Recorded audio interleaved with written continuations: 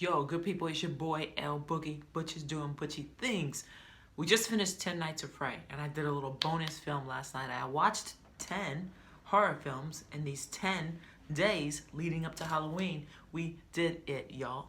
But last night, I decided to be grown and watch one more horror movie. So, this was probably one of the scariest movies I've seen, okay? So what I watched last night was called His House. Okay, it was brand new on Netflix, just came out yesterday, and it was a really good movie, super terrifying, beautifully done, great acting, great writing, just great, aesthetically beautiful.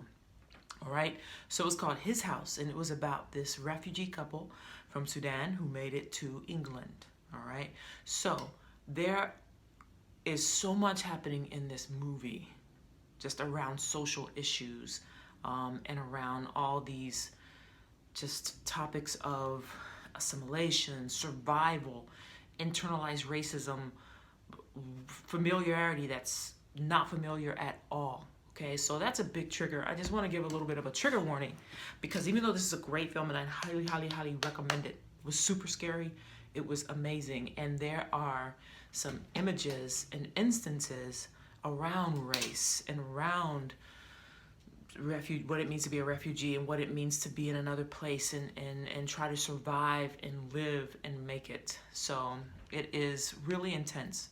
A lot of this, it was really scary. I mean, there were a lot of really scary moments, and there were also scary moments that felt real. Like some of the most terrifying moments for me were just like, there was a scene where she saw these three, the one woman saw these three other black kids, in this English town that they were in. And she went up to them to have a conversation. And she was even speaking a different language to them and just, trying to connect and bond with them. And they were, it was unbelievable. They were incredibly racist and dismissive to her, told her to go back to Africa, were really mean. And in that moment, I thought that there was going to be some violence in that moment. So the movie was just like on every level. It was just like Get Out. On every level, it was like, and then there were the jump scares. There were so many jump scares. Now, I had to be honest. My friend and I watched this movie, and we had to pause this movie like 4 times. 4 times. That's why it took so long to finish it.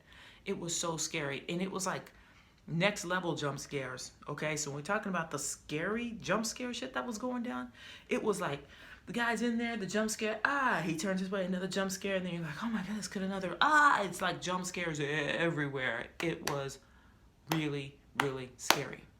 So with that, I recommend you check it out. Again, it's called His House, and it is a beautifully written, acted, directed film. It's great. Okay, let me know what you think. Check it out. It's on Netflix right now. It just came out yesterday, so it's brand new. So seriously, y'all, check it out. But you do peep out my trigger warnings before. But again, it's just a really good movie. There's a lot happening in that movie. There's a major twist at the end. So I'm not going to give anything away, but I do recommend it.